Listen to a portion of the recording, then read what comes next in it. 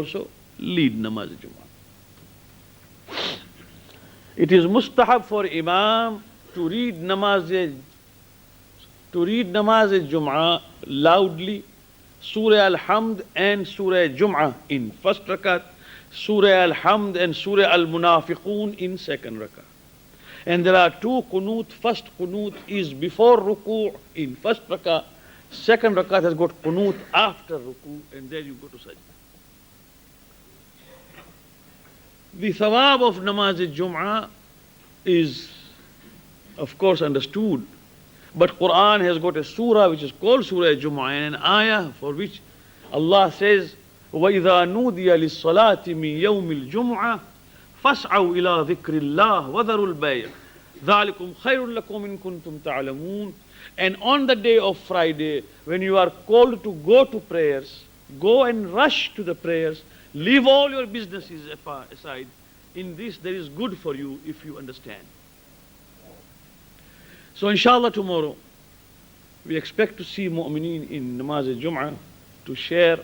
Of course, I say this with full knowledge that tomorrow is going to be a holiday, and mu'mineen would inshallah sacrifice their afternoon nap or siesta and come and join us in namaz Jumu'ah inshallah ta'ala for thawab, because the days are passing and we can see ourselves. I was saying the other night, it will be 3rd or 4th, soon it is 17th night. Tonight, 2 or 3 words about Badr and the lesson that we have to draw on Badr. First of all, may Allah make this night of victory of Badr Mubarak for all of us. This is a night of victory of Islam over Kufr. And Badr was the first battle. Before this, the Prophet was not ordered, nor was he commanded to fight. He kept quiet. We know this. In Mecca, he faced all the problems, but he kept quiet. We had good friends, but he never asked them to fight. In Medina also, when they entered, people who came to Medina as muhajireen, they really gave tremendous sacrifice. People just left their homes to come to Medina. Those are called muhajireen. And they did not care what is happening at home in Mecca. And what happened was that their houses, their properties were either vandalized, broken, or everything was stolen. And a person specially was appointed to mark all those buildings and houses and businesses where people were known to have left with the Prophet. Everything, they lost everything. When they were in Medina, they had nothing back at home. We must realize that Ansar were the first people, and Ansar are those people who were in Medina to help residents of Medina. They were the first people to tell Muhajireen, you are our brothers. This is our property. Half of it is yours and half of it is mine. This was the spirit of people of Medina. They just divided their properties into half to give away. This spirit is called the spirit of Islam. Inshallah, when we will learn this, we will have become good Muslims. Today, rather than give ourselves our own share, we try to take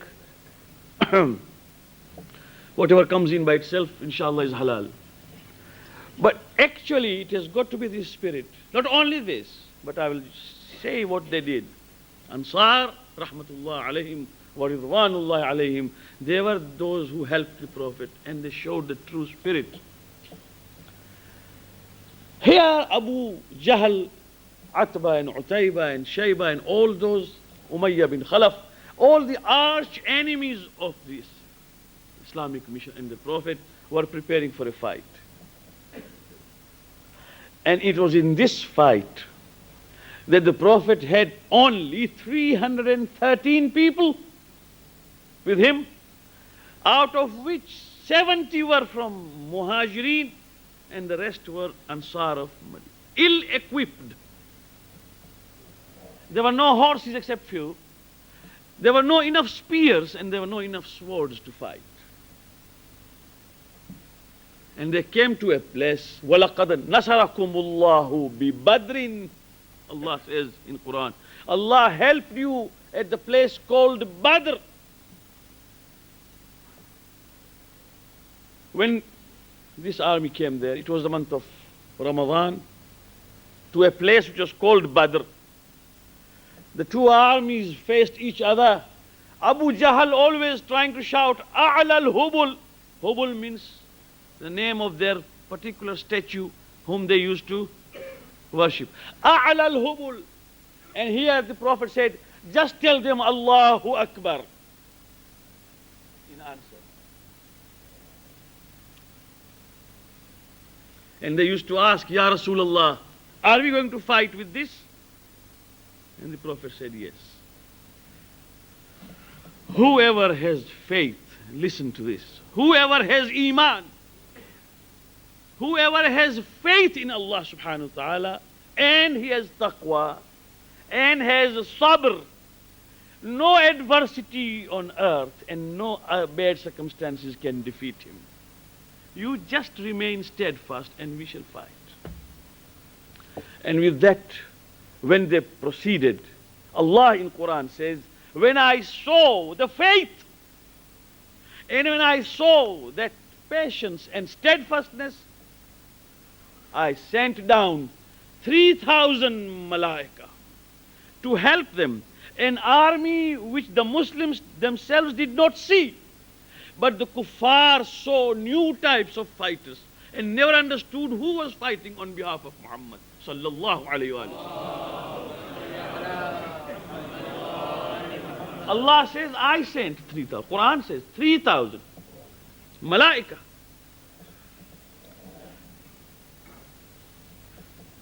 Allahu Akbar.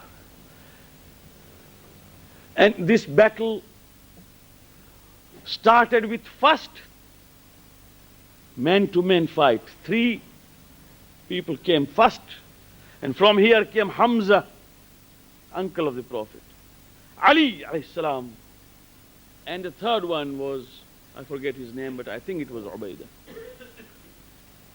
And first these 3 fought, and the great stalwarts, munafiqeen, kuffar, mushrikeen, were killed. And when these 3 were killed, then there was what they call Jang-e Maghluba, an overwhelming battle when they fought together. And the army retreated. When Abu Jahl fell, when all those big generals fell down and the enemies were killed, the army started running.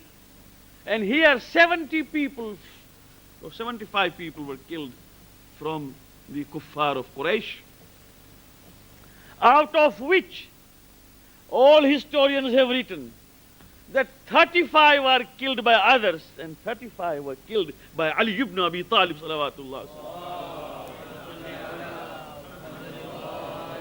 And the names are there in history. Anyone can refer in Tabari or even in the Tarikh of Abu Ishaq and others. The time is running short. What I want to say is this, that when the news came to Medina that the Prophet has won, and with news traveled to Mecca that these big shots have now been killed, Abu Sufyan, father of Muawiyah and grandfather of Yazid, told the ladies of Mecca not to cry. He said, do not cry, because if you will weep and cry today, then the anger and rancor that we have against Muslims will die down. Whoever weeps gets a relief. Do not get relieved, and let us fight again and prepare for another battle. But people were completely demoralized, and there were so many prisoners who were brought to the Prophet. Now, when the prisoners came, the Prophet said, whoever from you prisoners will teach 10 Muslims how to read and write, he will be released. An educational program in Medina for illiterates was launched by the Prophet of Islam, telling these Meccans who were educated that whoever teaches 1, 2, 3, 10 Muslims how to read and write, he goes home free. So there was a program, and those who taught and became teachers and tutors. And Ansar were told, treat our prisoners well. And it is in history. One kafir has written in his letter to his friends in Mecca, saying that when I sit to eat, I don't know what type of deen Muhammad has brought, that these Ansar who hardly have some dates and a loaf to eat, they give away bread to us. And when we return the bread, we feel ashamed that they don't eat. They return it back and say, we have been instructed by Muhammad to treat our prisoners well. I have no hesitation in giving my witness that he has brought the true religion. So this is Badr. And there is a lot and lot after Badr. But inshallah ta'ala, we have learnt a lesson that whatever be our station in life, whatever be our difficulties, if Badr has a lesson, the lesson is that we can be assisted by malaika even from Allah subhanahu wa ta'ala if we are on the right, and if we are with taqwa inshallah, and if we are with iman. May Allah keep us on this path. Wassalamu alaikum wa rahmatullah.